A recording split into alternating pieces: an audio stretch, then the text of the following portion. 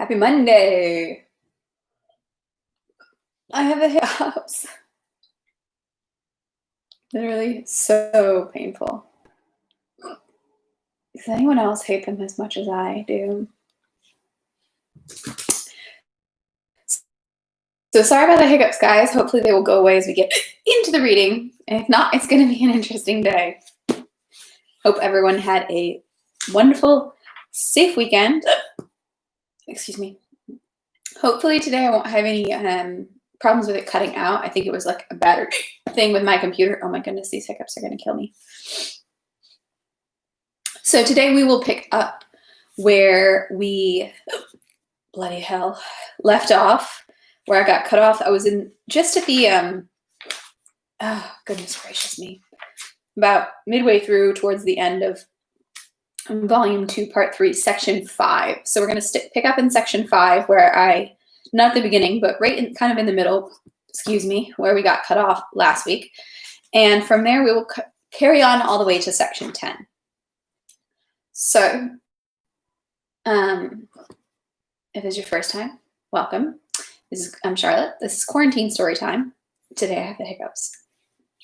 We've been using shelter-in-place time to read one of the longest novels in Western literature history, and bloody hell, we're about a third of the way in after about 2 months of reading. So, but we're doing great.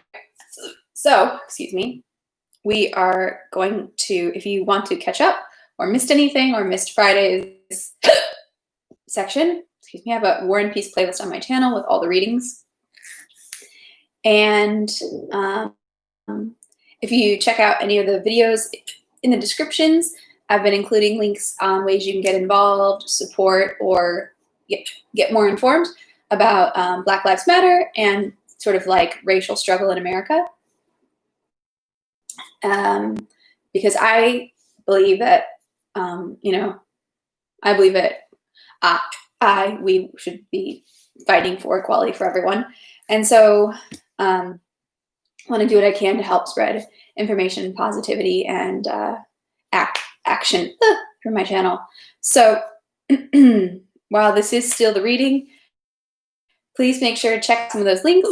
There's things as easy as just signing a petition to remove Confederate flags from state buildings, ways you can donate, buy a t-shirt. I also, there is, these hiccups are going to just drive me mad. Not tied up enough reading War and Peace. I am, let's see. So the Lit Bar, which I believe is a Black-owned business, has some really cool books that I am going to be checking. Would like to be making some purchases. One, as I mentioned last week, Black Power and Palestine, Transnational Countries of Color, something I want to be checking out here soon. And then also, because it is Pride Month as well, Disoriental, which is about an Iranian girl growing up in France, and I believe she is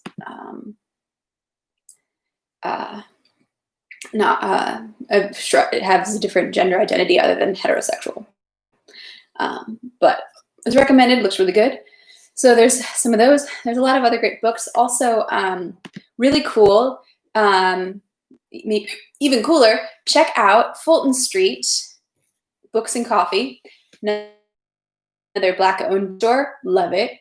And they have a thing called the Ally Box, which is going to start on July 1st, which is a 3-month limited book subscription, so just July, August, September. And let's see, you get 2 books and as well as online access to other resources and other resource listed in the box.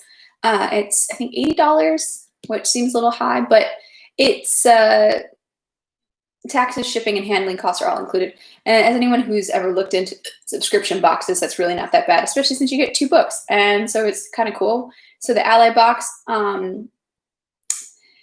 comes with 2 books, curated resources, and suggested action steps on how you can be an ally to people of color in your community and around the world. Sounds really cool? Check it out. I know I would love to jump on that because, hey, I can always use access to better books, right? It's not like I have a giant book I have to finish reading. But no, it sounds really cool. I'm happy to support the Black community and people of color and educate myself. So yeah, hopefully we're always striving for greatness to be better than where we are right now. All right, long dialogue. I'm monologuing. Check out the resources in the description after this video is done going live. That was the main point. Also, I have the live chat up, so say hi or tell me to wrap it up and get on to the book. All right, so where we left, where we got cut off last time, was that Prince Andre was at someone's house. He is, because he's being well received in Petersburg amongst the different societies, and he was at a soiree at Count Kochebe's, where Kochebe wants to introduce him to Speransky, who is the man with Emperor Alexander right now. He is doing all the social reform in Russia right now. He is in charge of everything, and Prince Andrei's heard a lot about him, so he is going to be, he has just met him for the first time.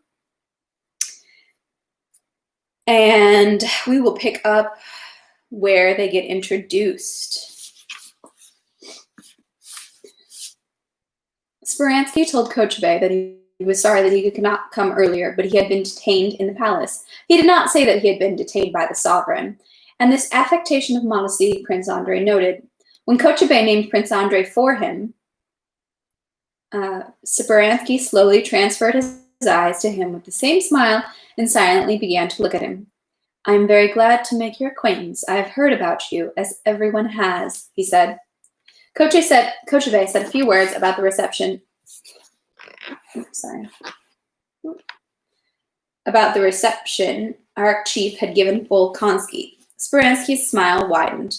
The director of the Commission on Military Regulations is a good friend of mine, Mr. Magnitsky, he said, articulating every syllable and every word. And if you wish, I will bring you together with him. He paused at the period. I hope you will find sympathy in him and a desire to further understand everything sensible. A circle formed itself at once around Speransky, and the old man who had spoken of his subordinate Pryanichnikov also turned to Speransky with a question. Prince Andre, without entering into the conversation, observed all the movements of Speransky, this man, recently an insignificant seminarian, who now held the destiny of Russia in his hands, those white, plump hands, as Bolkonsky thought. Prince Andre was struck by the extraordinary, scornful calm with which Speransky answered the old man. He seemed to address his condescending words to him from an immeasurable height. When the old man began talking too loud, Speransky smiled and said he. For some time in the general circle, Speransky got up and, going over to Prince Andre, called him away to the other end of the room.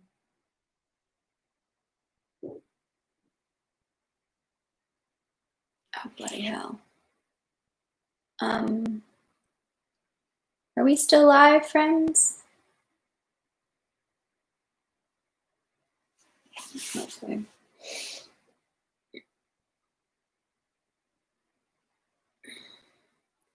Having talked for some time in the general circle, Speransky got up and, going over to Prince Andre, called him away to the other end of the room. It was clear that he considered it necessary to concern himself with Bolkonsky. I had no time to talk with you, Prince, amidst the animated conversation I was drawn into by that venerable elder, he said with a mildly scornful smile, as if acknowledging by that smile that he and Prince Andre understood the insignificance of the people with whom he had just been talking. This manner flattered Prince Andre. I've known you for a long time, first from your dealings with your peasants, our first example, of which it would be desirable to have more followers, and second, because you are one of those gentlemen of the chamber who did not consider themselves offended by the new edict on court ranks, which has caused so much talk and discussion. Yes, said Prince Andre, my father didn't want me to take advantage of that right. I started service in the lower ranks.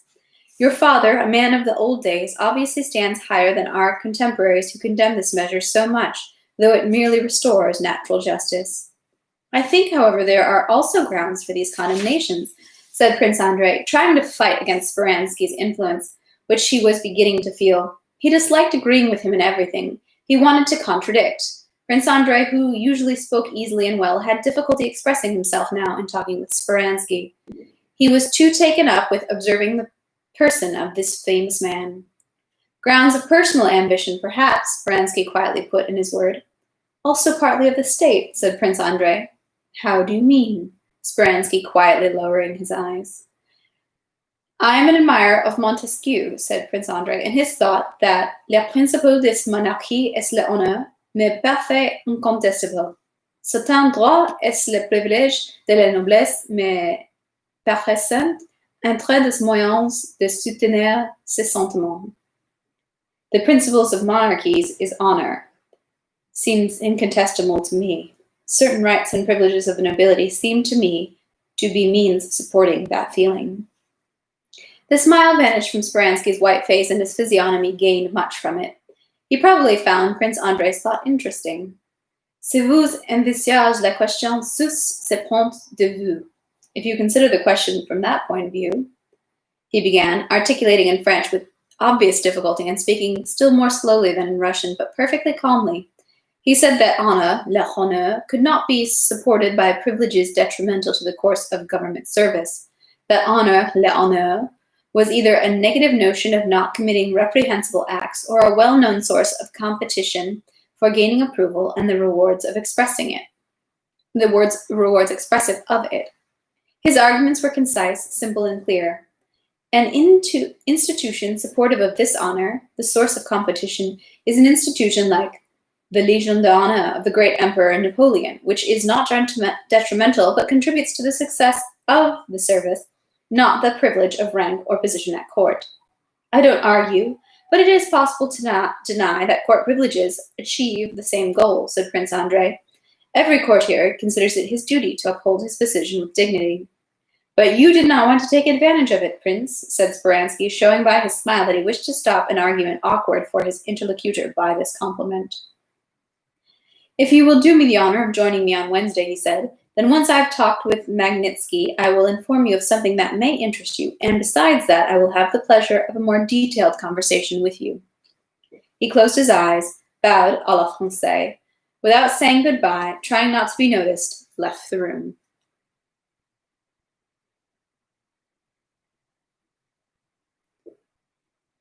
Section 6.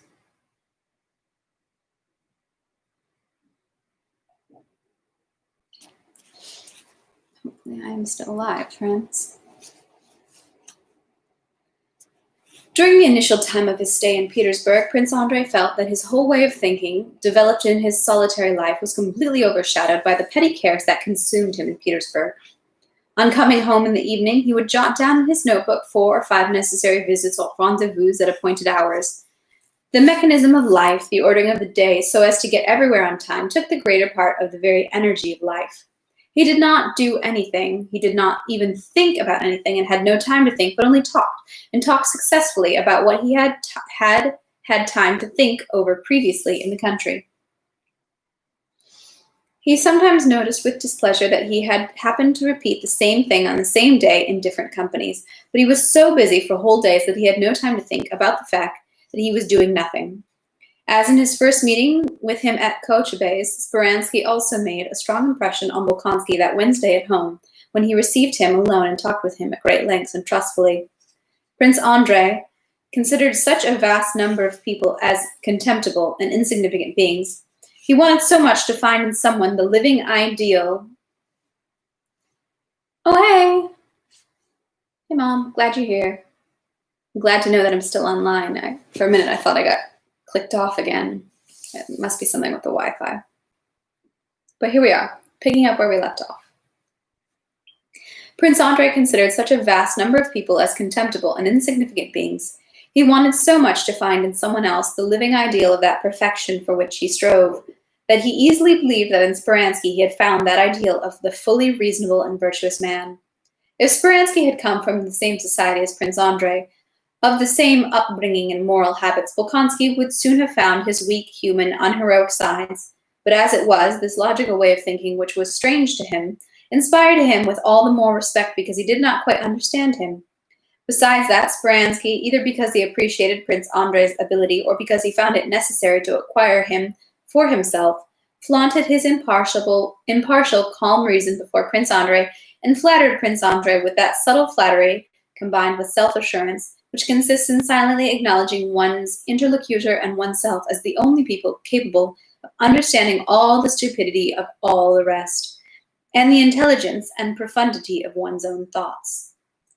In the course of their long conversation on Wednesday evening, Speransky said once more, "Among us, everything that lies outside the general level of inveterate habit is considered," or with a smile, "but we want the wolves well fed and the sheep safe," or "they cannot understand it," and all that with the expression which said, "We, you and I, understand what they are and who we are."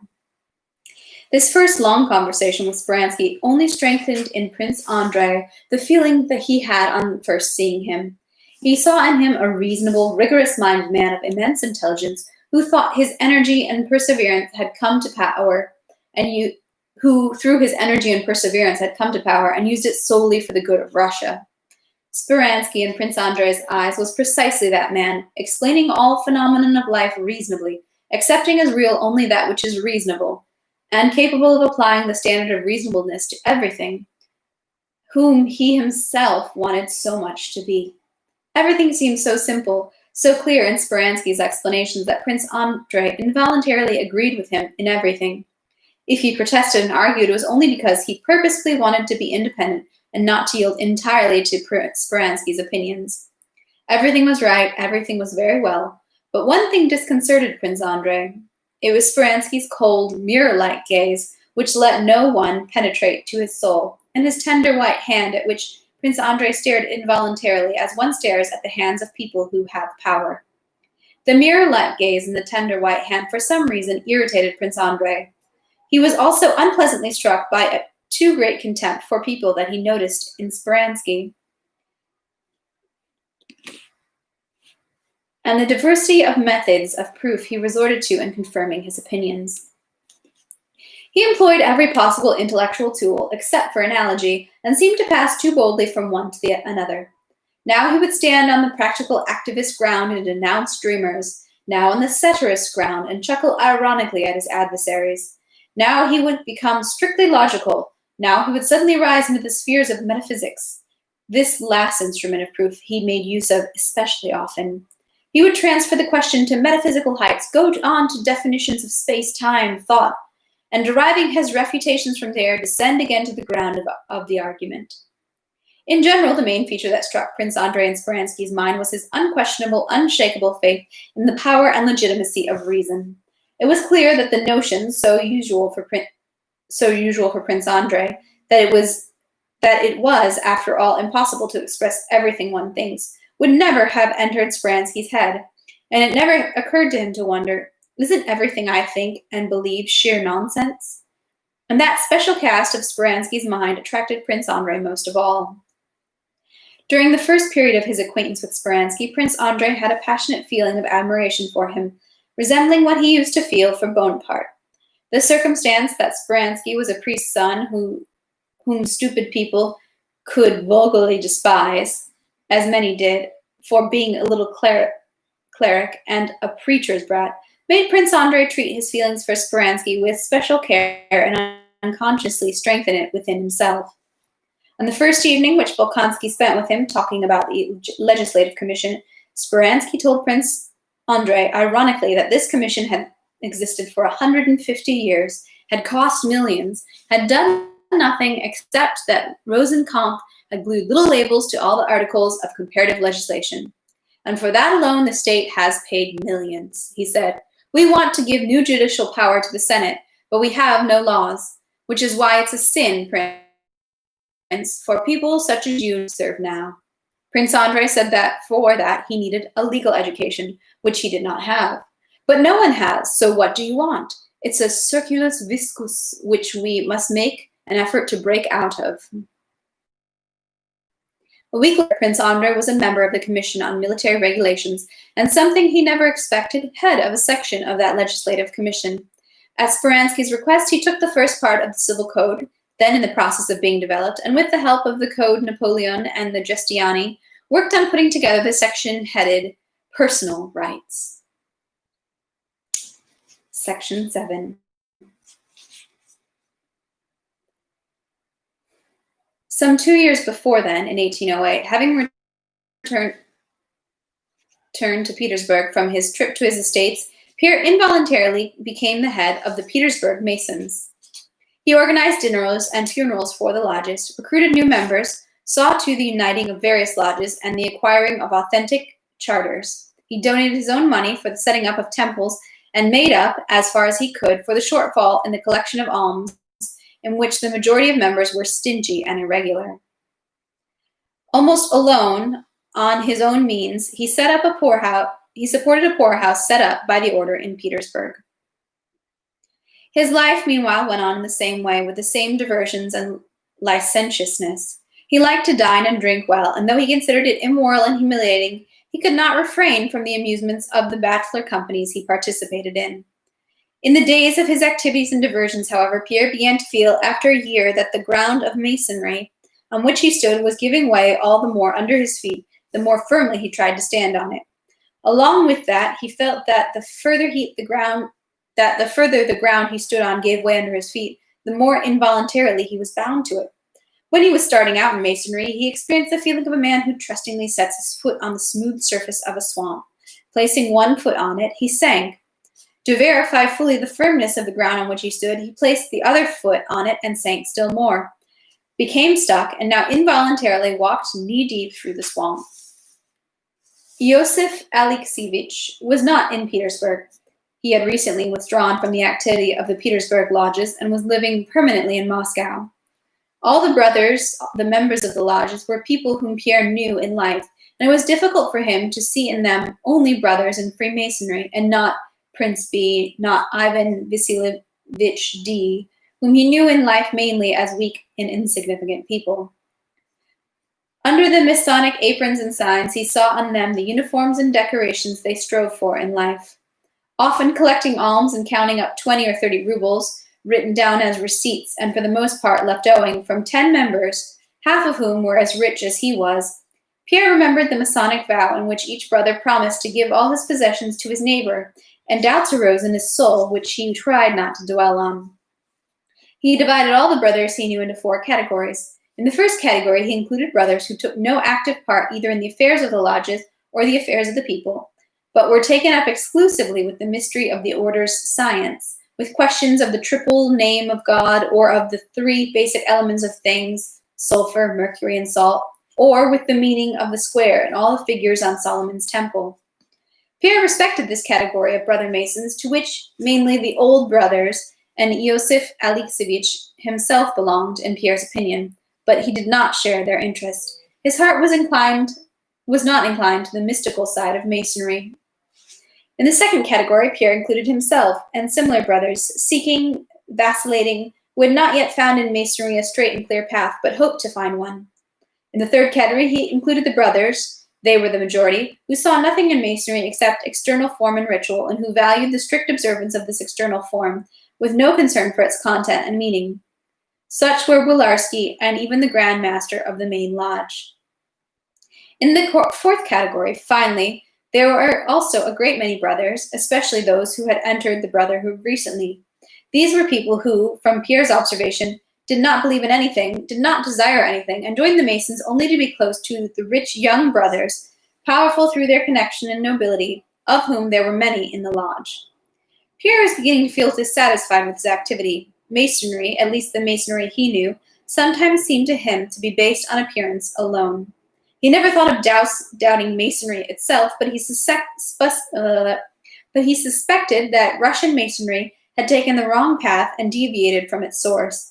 And therefore, at the end of the year, Pierre went abroad to be initiated into the highest mysteries of the order. In the summer of 1809, Pierre returned to Petersburg. From the correspondence of our Masons with those abroad, it was known that Bezukhov had managed while abroad to gain the confidence of many highly placed persons, had penetrated many mysteries, had been raised to a higher degree, and was bringing much back with him for the common good of the Freemasons' cause in Russia. All the Petersburg Masons came to him, fawned on him, and it would seem to them that he was concealing and preparing something. A solemn session of the Lodge of the Second Degree was convened, at which Pierre promised to tell them what he had to convey to the Petersburg brothers from the highest leaders of the order. The session was full. After the usual rituals, Pierre got up and began his speech. "Beloved brothers," he said, blushing and faltering and holding the written text in his hand, "it is not often to observe our mysteries in the quiet of the lodge. We must act. We are somnolent, but we must act." Pierre took out his notebook and began to read. "In order to spread the pure truth and bring about the triumph of virtue," he read, "we must purify people of prejudice, spread rules that correspond to the spirit of the time, take upon ourselves the upbringing of the young, unite the most intelligent people with indissoluble bonds, boldly and yet reasonably overcome superstition, unbelief, and stupidity, and form those devoted to us into people bound together by a single goal and having power and strength. For the achievement of this goal, we must assure a preponderance of virtue over vice. We must try to make it so that the honest man already attains in this world the eternal reward for his virtues. But we are all very much hindered in these great intentions by present-day political institutions. What are we to do in such a state of affairs? Are we to favor revolutions, overthrow everything, drive out force by force? No, we are very far from that. Every violent reform is blameworthy, because it will not set evil to rights in the least, as long as people remain as they are, and because wisdom has no need of violence.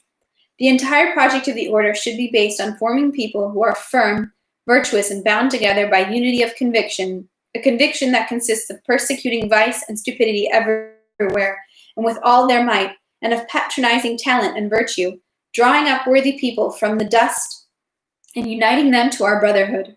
Only then will our order have power to bind imperceptibly the hands of those who condone disorder and rule them in such a way that they do not notice it. In short, a universal sovereign form of government should be established, which will spread over the whole world without destroying civil bonds, and under which all governments may continue their usual work and do all except that which hinders the great goal of our order, that is the achievement of triumph over virtue over vice. This was the goal of Christianity itself. It taught people to be wise and kind and to follow for their own benefit the example and precepts of the best and wisest men. Back then, when all was plunged in darkness, preaching alone was, of course, sufficient. The newness of truth endowed it with special strength. But now we require much stronger means. It is now necessary that men, governed by their feelings, find sensual delight in virtue.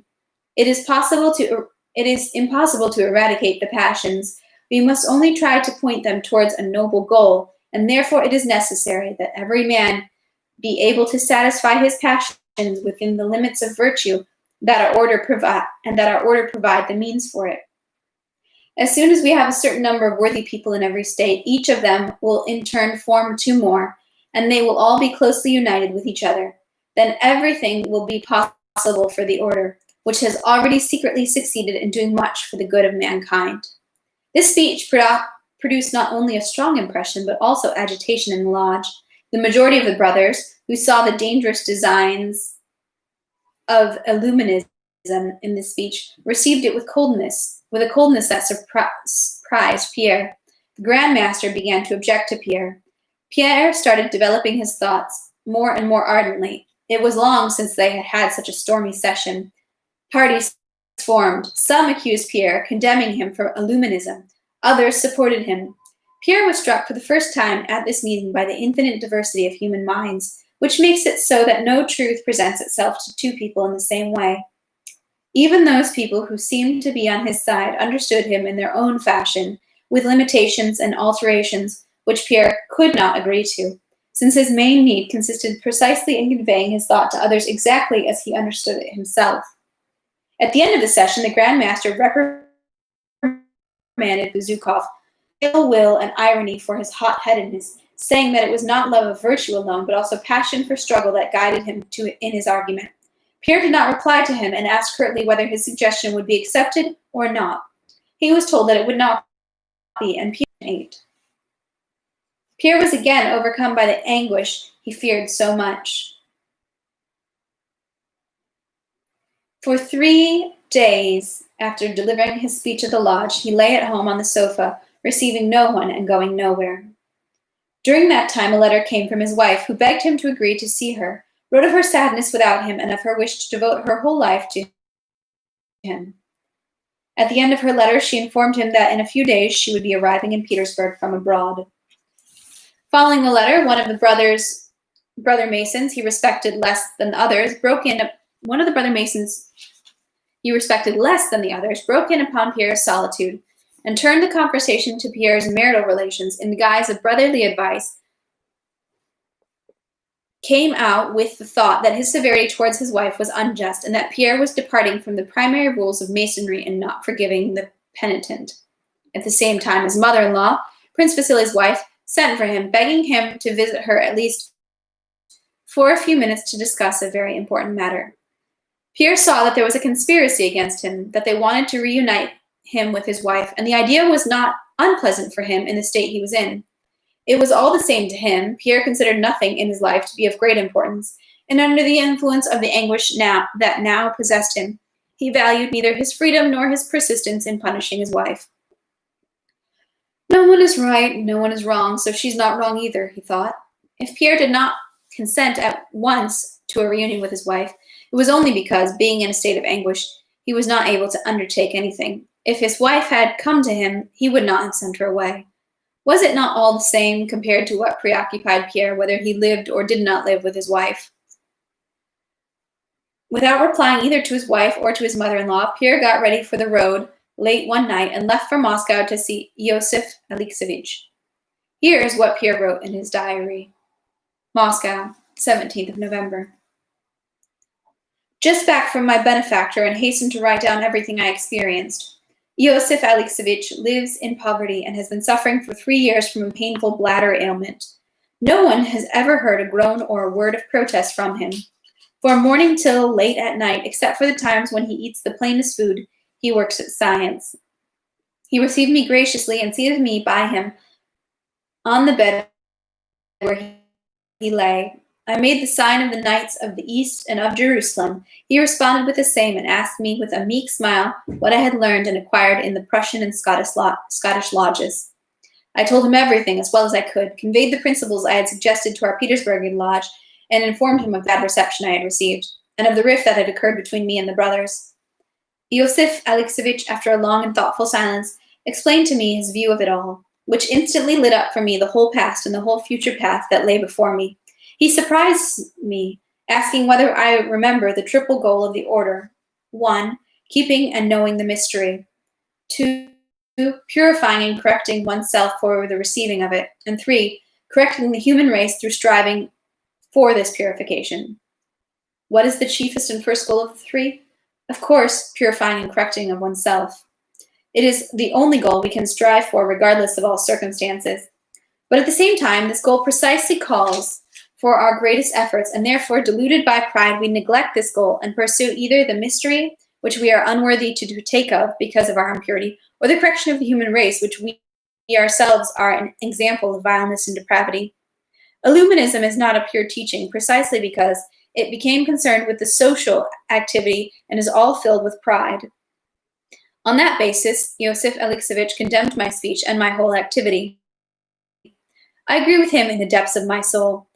As our conversation turned to my family affairs, he told me, the main duty of a true Mason, as I've told you, consists in perfecting one's own self, but we often think that by removing all the difficulties from our life, we will the sooner reach this goal.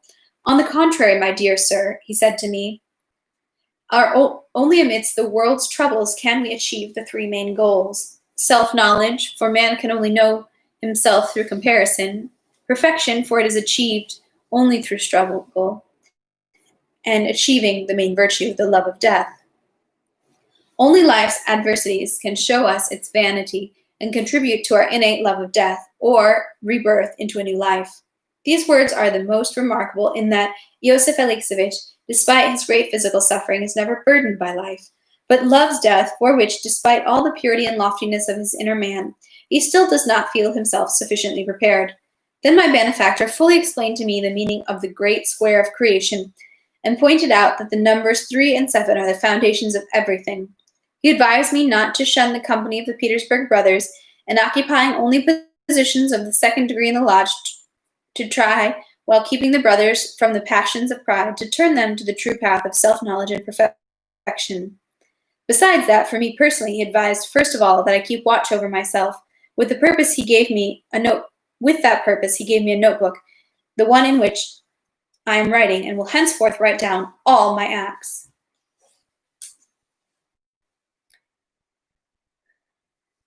Petersburg, 23 of November.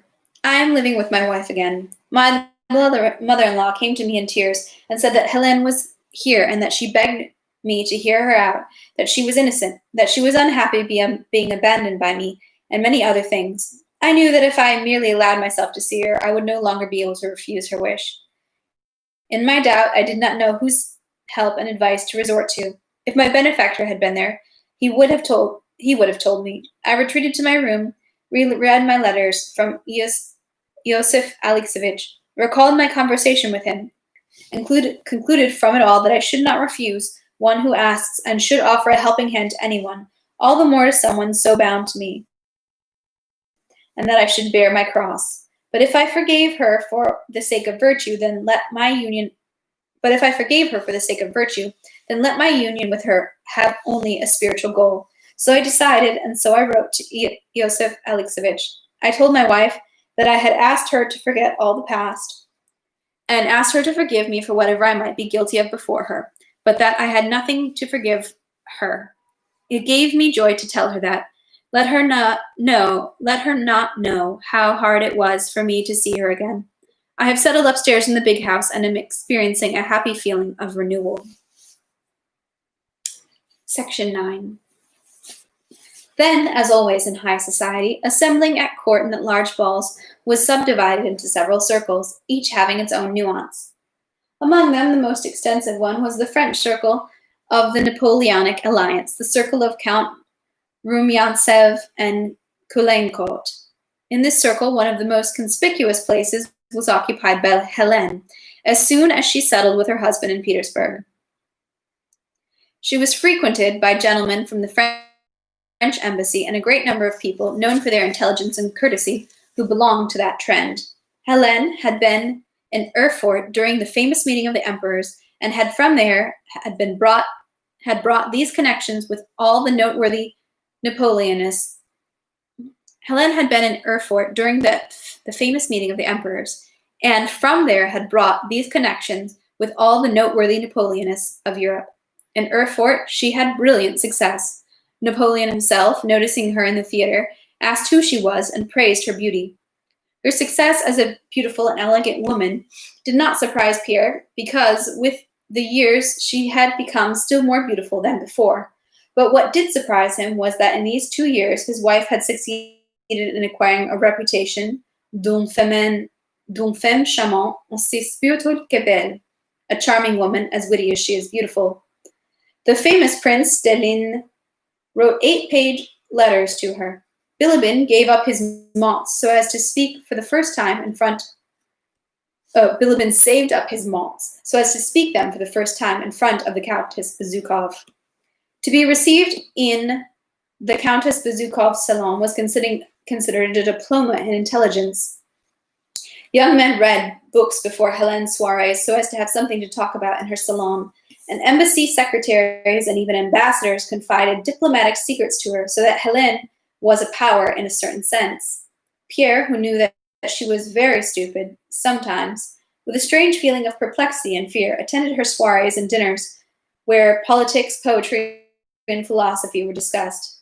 At these soirees, he experienced a feeling similar to what a conjurer experiences expecting each time that his trick will be exposed.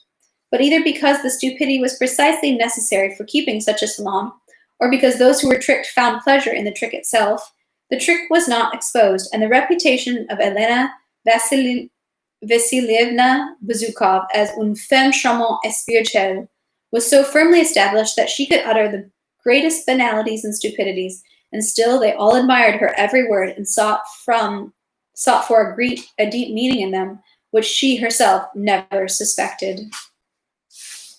Pierre was precisely the husband necessary for this brilliant society woman.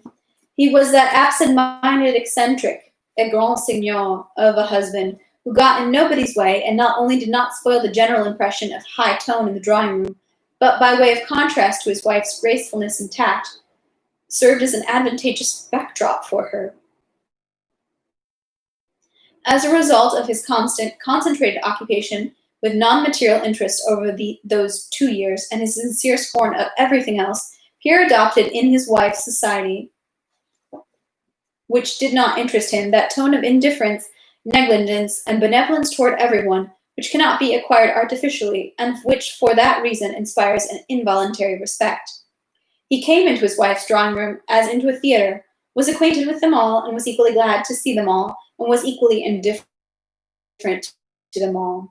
Occasionally he got into a conversation that interested him, and then, without considering whether the Monsieur de l'Ambassadeur was there or not, he mumbled his opinions, which were sometimes completely out of tone with the present moment. But the opinion about the eccentric husband de la femme la plus distinguée de Petersburg was so well established that no one took his quirks au sérieux.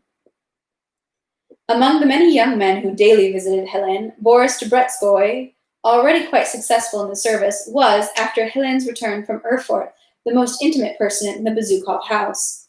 Helene called him mon page and treated him like a child. She addressed him with the same smile as she did everyone else, but sometimes Pierre found it unpleasant to see that smile. Boris treated Pierre with a special, dignified, and sad deference. This nuance of deference also troubled Pierre. Pierre had suffered so painfully 3 years ago from the offense inflicted on him by his wife that he now protected himself from the possibility of a similar offense, first by not being his wife's husband, and second by not allowing himself to suspect. No, now she's become basse bleue. Now she's become a basse bleue or a blue stocking, which is like, I think, an intelligentsia or a nerd, for lack of a better term. She has forever renounced her former passions, he said to himself. There is no example of a basse bleue having passions of the heart, he repeated to himself, a rule drawn from who knows where, in which he undoubtedly believed. But strangely, Boris's presence in his wife's drawing room, and he was there almost all the time, affected Pierre physically. It bound all his limbs, destroyed the spontaneity and freedom of his movements. Such a strange antipathy, thought Pierre, and before I even liked him very much. In the eyes of the world, Pierre was a great lord, the somewhat blind and ridiculous husband of a famous wife, an intelligent eccentric, a do-nothing, but one who harmed nobody, a nice and kind fellow. Yet in Pierre's soul all the time a complex and difficult work of inner development was taking place, which revealed much to him and led him to many spiritual doubts and joys. Section 10. He continued his diary. Here is what he wrote in it during this time. November 24th. Got up at 8 o'clock, read the Holy Scriptures, then went to work. On the advice of his benefactor, Pierre had taken out a post on one of the committees. Came home for dinner, ate alone. The Countess has many guests I find disagreeable. Ate and drank with moderation, and after dinner copied out passages for the brothers. In the evening went down to the Countess and told a funny story about Beale, and only remembered that I shouldn't have done it when everybody was laughing loudly. I go to bed in a happy and calm mood. Great Lord, help me to walk in thy ways. 1, to overcome the part of wrath by gentleness and slowness. 2, of lust by restraint and repulsion. 3, to withdraw from vanity, yet not lose the habit of A, work in the government service, B, family cares, C, friendly relations, and D, economic concerns. 27th November. Woke up late, and before getting up, lay in bed for a long time, indulging in laziness. My God, help me and strengthen me so that I may walk in thy paths. Read the Holy Scriptures, and without the proper feeling. Brother Urasov came, and we talked about the vanity of the world. He told me about the sovereign's new projects. I began to object, but remembered my rules and the words of our benefactor that a true Mason ought to be a zealous worker for the state when his participation is needed, and a calm contemplator of that to which he is not called. My tongue is my enemy. Brothers G, V, and O visited me. There was a preparatory talk before the reception of a new brother. They laid upon me the duty of rhetor. I feel myself weak and unworthy. Then we talked about the explanation of the 7 pillars and the 7 steps of the temple, the 7 sciences, the 7 virtues, the 7 vices, the 7 gifts of the Holy Spirit. Brother O was very eloquent. In the evening, the reception took place. The new arrangement of the space contributed greatly to the magnificence of the spectacle. The one received was Boris Debretskoy. I had nominated him, and I was the rhetor. A strange feeling kept troubling me all the while I was with him in the dark temple. I find that I had in me a feeling of hatred for him, which I tried in vain to overcome. And therefore I would truly have wished to save him from evil and lead him to the path of truth. But bad thoughts about him did not leave me. It occurred to me that the goal of his entering the brotherhood consisted only in his desire to get close to and find favor with the people who belonged to our lodge. Besides the fact that he asked several times whether N and S belonged to our lodge, to which I did not reply. Besides the fact that, from my observation, he was not able to feel respect for our holy order and is too concerned and contented with his external man to wish for spiritual improvement. I found I had no grounds for doubting him, but he seemed insincere to me, and all the while I stood face to face with him in the dark temple, it seemed to me that he was smiling contemptuously at my words, and I really wanted to prick his bare chest with the sword I held pointed at it. I could not be eloquent and could not sincerely inform the brothers and the Grand Master of my doubts. Great architect of nature, help me find the true paths that lead out of the labyrinth of the lie. After that, 3 pages were skipped in the diary, and then the following was written. Had a prolonged, instructive conversation alone with Brother V, who advised me to hold on to Brother A. Much has been revealed to me, unworthy that I am. Adonai is the name of the creator of the world. Elohim is the name of the ruler of all. Adonai is the name of the creator of the world. Elohim is the name of the ruler of all. The third name, the unutterable name, has the meaning of all. Conversation with Brother V. Strengthen, refresh, and confirm on me the path of virtue. In his presence there is no room for doubt. The difference between the poor teaching of social science and our holy, all-embracing teaching is clear to me. Human science fragments everything in order to understand it, kills everything in order to examine it. In the order's holy science, everything is one. Everything is known in its entirety and life. The Trinity, the 3 basic elements of all things, sulfur, mercury, and salt. Sulfur has the properties of oil and fire, united with salt by its fiery quality. It arouses a craving in it through which it attracts mercury, seizes it, retains it, and together they produce separate bodies. Mercury is a liquid and a volatile holy essence. Christ, the Holy Spirit, He. December 3. Woke up, read the Holy Scriptures, but was unfeeling. Afterwards went out and paced the reception room. Wanted to reflect, but instead my imagination presented me with an event that happened 4 years ago. Dolokhov, meeting me in Moscow after my duel, told me that he hoped I was enjoying total inner peace, despite the absence of my spouse. I made no reply then, but now I recalled all the details of this meeting, and in my mind said the most spiteful words and caustic replies to him. I came to my senses and abandoned this thought only when I saw myself inflamed with wrath. But I am sufficiently repentant of it. Then Boris Debretskoy came and began recounting various adventures, but I was displeased with his visit from the moment he came in and said something contrary to him. He objected. I flared up and told him a host of unpleasant and even rude things. He fell silent, and I thought better of it only when it was too late. My God, I am totally unable to deal with him. This is caused by my self-love. I set myself above him and therefore make myself much worse than he, for he is indulgent towards my rudeness, but I, on the contrary, am contemptuous of him. My God, grant me to see better my own vileness in his presence, and to act in such a way that will be useful to him as well. After dinner I fell asleep, and as I was falling asleep, I clearly heard a voice say in my left ear, "Your day." I dreamed that I was walking in the darkness and was suddenly surrounded by dogs, but I walked on without fear. Suddenly one dog seized my left thigh with its teeth and would not let go. I began to strangle it with my hands, and I had just torn it off when another bigger one seized me by the chest. I tore that one off, but a third, still bigger, began to bite me. I started to lift it up, but the more I lifted, the bigger and heavier it became. And suddenly Brother A came, and taking me by the arm, led me with him and brought me to a building, to enter which one has to pass over a narrow plank. I stepped on it, and the plank bent and fell, and I started climbing up a fence which I could barely reach with my hands. With a great effort, I dragged myself over it in such a way that my legs hung on one side and my body on the other. I turned and saw that Brother A was standing on the fence and pointing out to me a big avenue and a garden, and in the garden a big and beautiful building. I woke up. Lord, great architect of nature, help me to tear off the dogs, my passions, and the last of them, which combines itself with the strength of all the previous ones. Help me to enter that temple of virtue, the contemplation of which I attained to in my dream. 7th of December. Dreamed that Prince Iosif Alexeyevich was sitting in my house, and I was very glad and wanted to make him welcome. That I was babbling incessantly with other people, and suddenly remembered that he would not like it, and I wanted to get close to him and embrace him.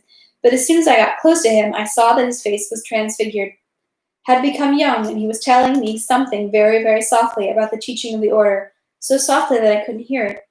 That we all left the room, and then something complicated happened.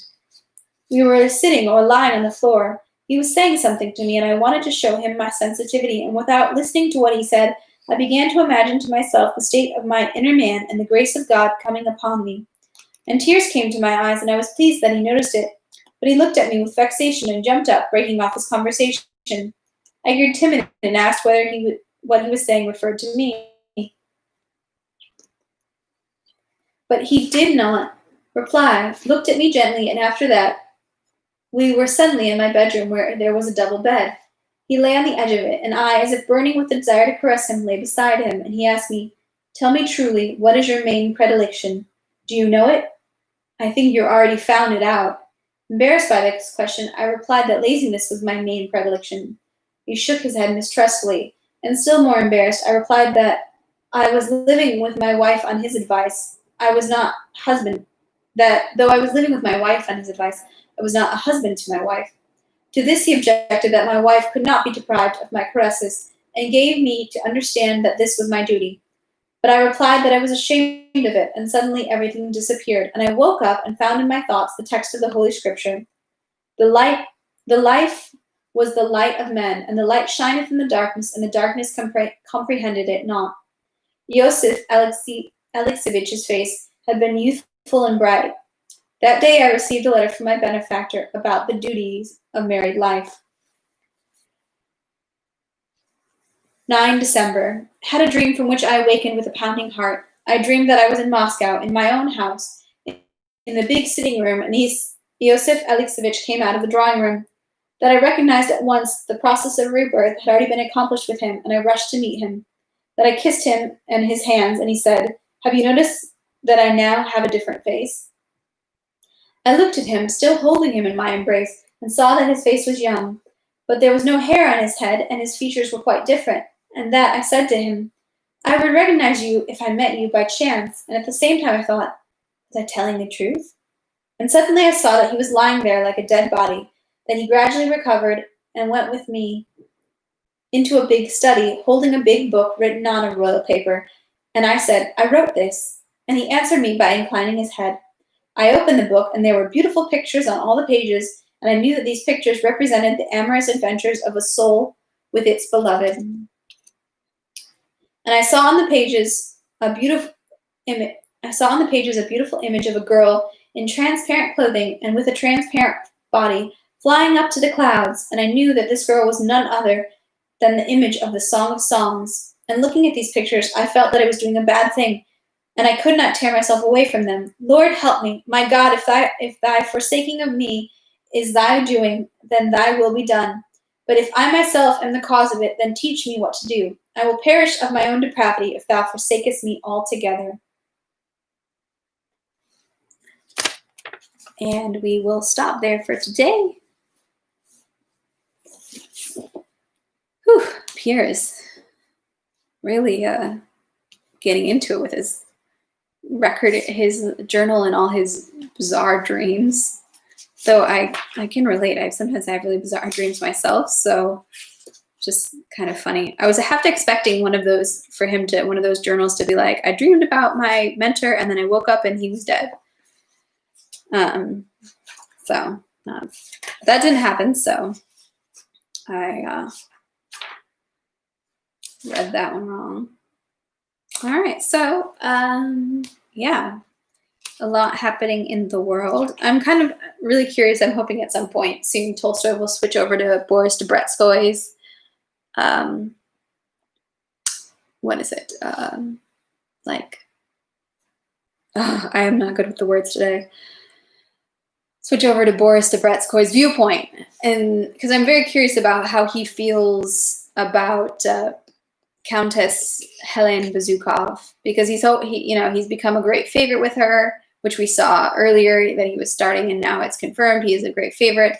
And I know he's a very kind of clever Machiavellian young man in that he's very kind of savvy about politicking and positioning himself, and he's wanting to, advance himself in his career. And I could see how being close to her would further that. But I also, she's a beautiful woman who for a while was separated from her husband and started showing him all this, favor, even though it says she does treat him like a child. I kind of, young man.